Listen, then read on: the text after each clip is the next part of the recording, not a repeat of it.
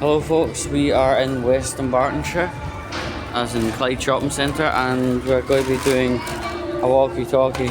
Now, my more recent of walkie-talkies talked about the fact that the BBC had doctored up audio to make things sound far more worse. And the example of this is two Donald Trump speeches got mashed together, cut and paste. You know, as I say, the phrase normally when people that are non-BBC do this with audio and video, it's called YouTube pooping, and normally it is absolutely nothing of malice. It's maybe 5 minutes of fame cutting up what Michael Rosen has to say into something pretty rough and abrasive to ears, but apart from that there's absolutely non-malice. But what the BBC have done themselves is cut up two speeches Donald Trump had said on one day and put it out that he was trying to incite a insurrection, as in promoting violence, murder, etc. But it has been found out of more recent times that BBC had actually did this doctoring thing, and the original file can be seen publicly right now. Just open up a tab, you'll find it, and then verse it against what BBC had tried to purport was being said, and it's two different ends of the spectrum. It's shocking, right? They've apologised for number one, but they're still to apologise for number two, and what I mean by they is the BBC, right? Now, the general schlick was Donald Trump was going to be taking BBC to court and suing for $1 billion. No, it's much more severe now. It's $5 billion. And what's going to come off that is very most likely the BBC are going to get ruined into the ground, because it's not just that $1 billion mark now, it's $5 billion. It is very serious, and as Donald Trump had said, UK litigation services moved quite quick compared to the US equivalent. Now, if the BBC do go under, I welcome it. See what I did, Colin?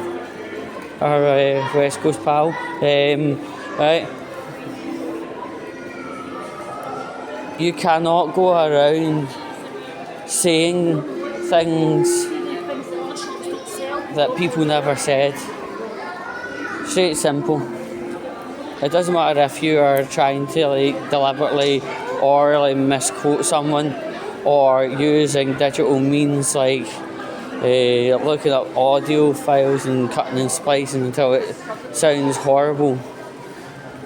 There's no scope or allowance for that, and Donald Trump has the absolute right to actually go hell for leather with the highest amount of money to be sued of the BBC. BBC are kind of big enough and solvent enough to actually deal with this.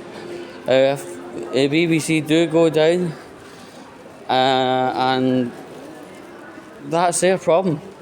They know what they were doing at the time, and they knew the actions come with consequences, and I welcome that. Right? If, for instance, they're going to engage in a course of conduct which is actually going to end them potentially being sued or have penalties on their broadcasting licenses, and that's BBC's problem.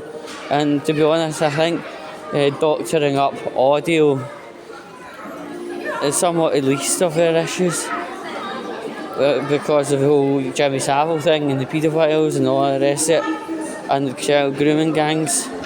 But ultimately, although it's the least of matters, it's becoming that big, it's becoming a principal matter. And yeah, I honestly would love to watch the BBC squirm like no tomorrow after what they've done to children and also what they've done to Donald Trump. This cumulative effect of making them squirm was actually quite pleasing to the ear, the eyes, and the nipple. So yeah, Donald, get in about him. Get this shower of horrible shite made accountable for their actions. And also, as I said in the other video about Donald Trump versus the BBC, does Donald Trump know what the BBC have also been up to with regard to the paedophiles, the child grooming and employing sex offenders? Does Donald Trump actually know this? I would love to know if he knows this, because that's just another string in Mr. Trump's bow to, let's say, eviscerate the BBC. People are talking about the BBC and the licence. What's going to be happening with regard to the licence if Donald Trump sues him? I don't think it'll go. But it could get the BBC television licence brought to a closer perimeter to an end. And to be honest, in £185 for a TV licence is absolutely ridiculous. No other country has a television licence so eye-wateringly dear and so lack of actual enjoyable content. And no other country in the world has a television licence that pays for paedophilia, you know. So yeah, it would be welcome to bring things to a close regard to telly licences. Right? Whether we go down the old subscription route, I don't know.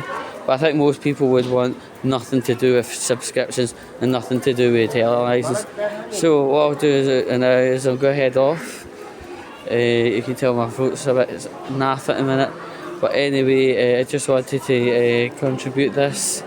And until the next time, I almost got clobbered by a cleaning trolley there. Do you see it? But anyway, never mind.